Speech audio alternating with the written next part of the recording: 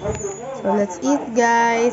Sa mga pahayag ni si Pwes Pagabasa, umastro ng Pwes Sinapid. Ilang babae si Mabasa sa Las Piñas, matapos ang komentaryo. Gabay ng korupsyon ng mga libagtad sa New Benito Prison. Bukod kay Bagtad, nangako rin siya ang kunin ang ibang aplikante. Tulad ng dating presidential spokesperson Harry Roque, na may kaso namang qualified for maternity. At si dating presidente ng Kenya na nakataibong Cavite, ang convicted na si Manny sa pagdukot at pagpatay sa isang South Korean businessman noong 2016. Nakita niyo naman paghuling ginagawa natin sa Pro-Fed. Kaya kami talaga ng intelligence talaga at saka kung may resistance sa talagang ginagamitan natin ng pwersa para hindi sila makapalang at the end of the day, mahuhuli lang sila at mapadala kung saan sila dapat na din. Ilan sa mga pinunahing tore ang pag-aresto sa religious leader na si Apollo Kibuloy at ang pagsisigi ng warrant of arrest kay dating Pangulong Rodrigo Duterte. Muling pinipetsa ni Tore ang pag-aresto ng Duterte sa harap ng mga kritisismo, partikular ni Senator Ivy Marcos na nanguna sa pagdinig sa Senado. Until now, I really insist that we need all monitoring. We need everything to be applicated. Now, kung may mga nasasabi, ito na, ako na to. ibaw ng Senate Committee on Monitoring. Mabalik ko na lang ito dyan mamaya. Hindi pa sabi ng Senate Committee on Monitoring ng chairman na tama siya because Hi. kanyang pinafind out para sinabi sa report na Oo, mamaya. Hi.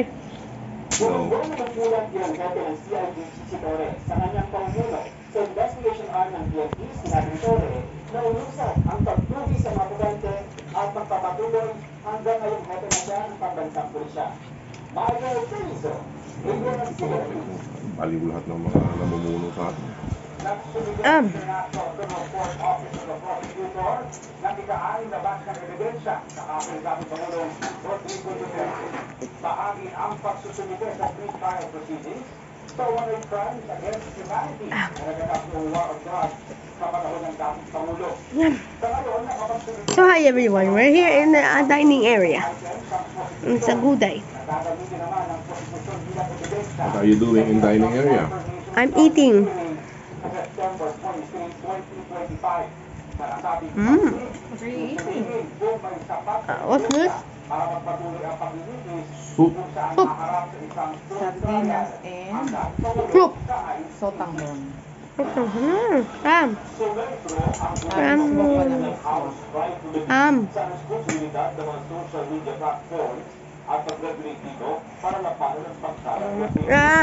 Ibinunturin sa pagdinig ang kahalagahan ng magkaroon ng batas para mapanagot ang mga platforms at mismo nagkakala ng fake news.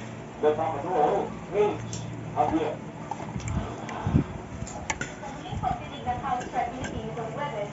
Let's try eating. Sa kulangan ng social media platforms pagdating sa pagsugpo ng pagkalat ng fake news. Sabi ng Department of Information and Communications Technology o DLCT, ang Presidential Communications Office o PCO, responsibilidad ng mga platform ang fact-checking at siguraduhin hindi lalaban sa batas ang dinutis nito. Hi. Kung halimbawa, pumasok po kayo sa mall, tapos yung mamibili, bumili ng fake, kasalanan po ng mall yun. Kasi dapat yung mall, pasukin lang yan na nagbebenta. Sino kanya-kanya naman yan, Daddy? Nag-video. Itong ako. Yung tama lang. Let's eat. So sa akin po, ang responsibility dyan, yung platform. They have the same opinion. Pero kaya pag pinapasok mo yung fake news sa yung platform, So hi. may karapatang parusa. You like eating? Yes. Dahil nga, ikaw ang nagpapasok. I like this one. Is in the food. Right here.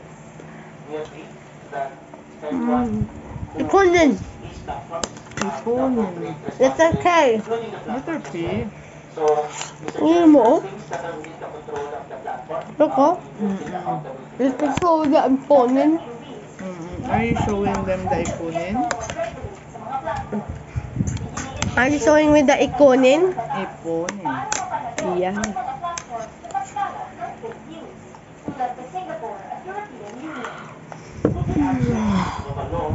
first of defining what fake news is, penalties, studies, wala tayong mapanghawakan. Kaya kumakalat ng ganyan karami yung videos. Sabi ni Aguda, mismo mga social media platforms ang Hi! nagkaroon